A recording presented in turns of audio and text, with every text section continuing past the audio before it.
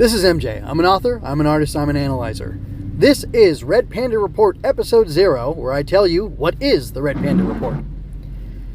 Red Panda Report is my opportunity to relive the Red Panda adventures for the third time, I think, in order to study pulse-pounding, pulpy goodness from Gregg Taylor and the team at Dakota Ring Theater. And that's about it. So, Red Panda Adventures ran for 120 episodes. That's the complete, I think, linear series. And then after that, Gregg Taylor, I think in 2022, not in 2021 so much, but in 2022, and yes, in 2022 has released additional episodes that are kind of hopping around the timeline of the Red Panda Adventures, which the Red Panda Adventures is about the terrific twosome of Toronto, which means it's a pair of Canadian superheroes back in the 20s, 30s kind of era.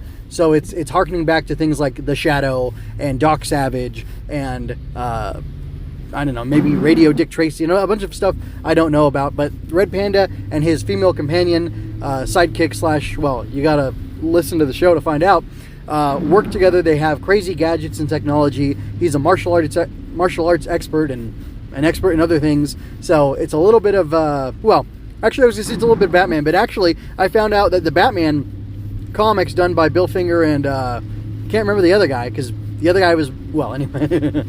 I think Bill Finger, if I'm remembering my comics history, deserves more credit for doing original work on Batman, the original comic. However, Batman, the original comic, stole or very heavily used things from the original Shadow magazine issues, including the very first comic book issue of Batman, I believe, actually takes stuff from the it's either the Ace or Acme chemical company. They actually take that stuff from The Shadow, one of Walter B. Gibson's first Shadow novels released in the Shadow magazine. So anyway, why am I bringing up The Shadow? Well, because Gregg Taylor was very much informed by The Shadow in his creation of Red Panda, and I'm a writer, an aspiring author, as you heard me say in the beginning of this, and I want to make pulp heroes too, and I actually want to make comic books, but I think I need to slow down, work on my craft, and spend some time, with my, or some time working in the salt mines, basically.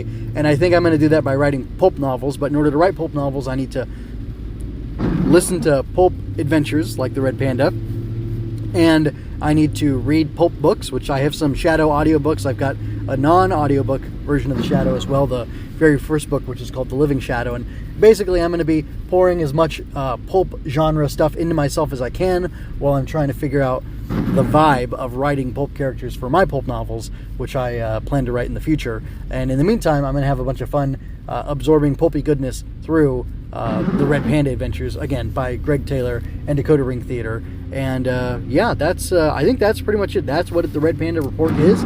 It's my excuse to do that, my opportunity to do that, and it's something I want to share with people, because I figure if I'm going through this, not like it's a chore, but if I'm going through this, I may as well spend a little extra time and share the goodness and the love of Red Panda with people, and hopefully get some people turned on to it, and be a great place, be a great source for Red Panda discourse and discussion over on my author website, mjmunoz.com. So yes, I think that is pretty much all I have to say. So with that, I'm going to go ahead and get out of here, and there will be other introduction episodes which will all be short and punchy and informative, that will give you a sense of who I am as a content creator and what I'm going to be doing with Gregg Taylor's Red Panda Adventures. And that's it for now. This is MJ signing out.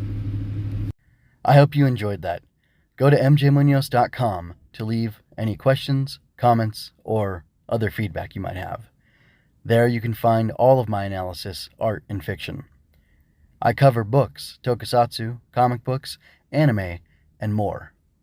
Look around. You're sure to find something else that you'll enjoy as well. This has been a Story Over Everything production.